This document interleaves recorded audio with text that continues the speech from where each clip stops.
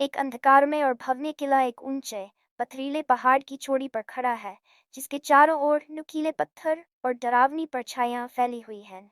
पीछे एक रंग बिरंगा जंगल दिख रहा है, जो ढलते सूरज की सुनहरी रोशनी में चमक रहा है। हानिया किले के प्रवेश द्वार पर खड़ी है। उसके दाएं हाथ में एक सुनहरा पंख है। बिन्नी उसके बगल में बैठा है और ओलिवर उसके बाएं कंधे पर आराम से बैठा हुआ है। तीनों किले की विशाल और डरावनी संरचना को गौर से देख रहे हैं।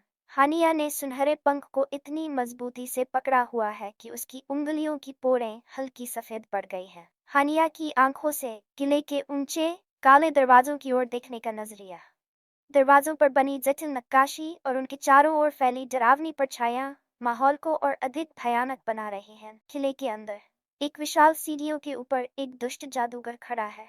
उसका लंबा काला लबादा हवा में लहरा रहा है। उसके बाएं हाथ में एक चमकता हुआ जादुई क्रिस्टल गोला है और वह गुस्से से हानिया और उसके साथियों को घूर रहा है। हानिया एक कदम आगे बढ़ती है। उसकी नजरें जादूगर पर टिकी हुई है। उसका बायां हाथ सुनहरे पंख को कसकर पकड़ रहा है, जबकि उसका दायां हाथ उसकी कमर पर टिका हुआ है। बिन्नी जमीन से चिपक कर बैठ जाता है। उसके कान खड़े हो जाते हैं और वह सतर्कता से जादूगर को देखता है। ओलिवर अपने पंखों को हल्का सा फड़फड़ाता है और हानिया के कंधे पर अपनी स्थिति ठीक करता है।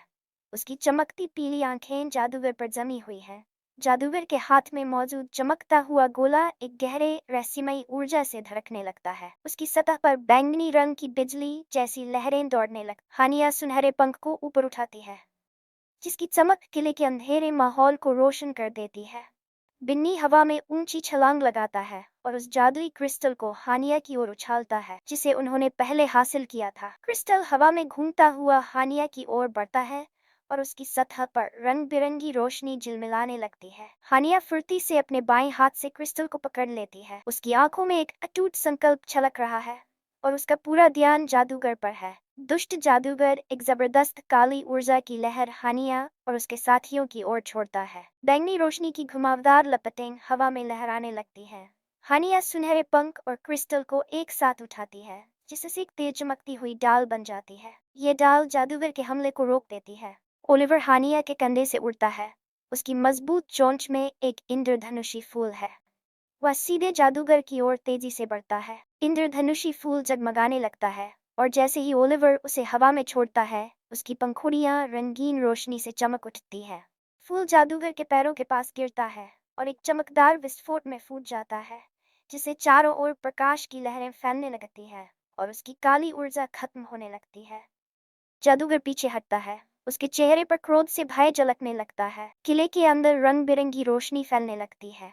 किले का अंधकारमय माहौल पूरी तरह बदल जाता है। उसकी काली दीवारें खूबसूरत चमकती हुई रंगीन नक्काशियों में बदल जाती हैं और पूरे किले में एक सजीव और गर्माहट भरा एहसास भर जाता है। हानिया, बिन्नी और ओलिवर किले के बीच खड़े होकर आश्चर्य से चारों ओर देख रहे हैं। हानिया के चेहरे पर एक हल्की मुस्कान उभरती है। उसकी चमकती हरी आंखों में चारों ओर फैले रंगों की झलक दिख रही है। किले की खिड़की से बाहर एक हरा भरा चमचमाता जंगल नजर आ रहा है।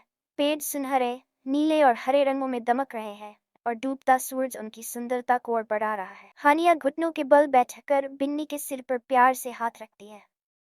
तीनों शांत भाव से खिड़की से बाहर जंगल को निहार रहे हैं। उनके चेहरों पर संतोष और सुकून की झलक है। सुनहरा पंख, क्रिस्टल और इंद्रधनुषी फूल किले की रंगीन जमीन पर एक साथ पड़े हैं। उनकी जादुई चमक धीरे धीरे हल्की हो रही है, जैसे उनका उद्देश्य पूरा हो गया हो।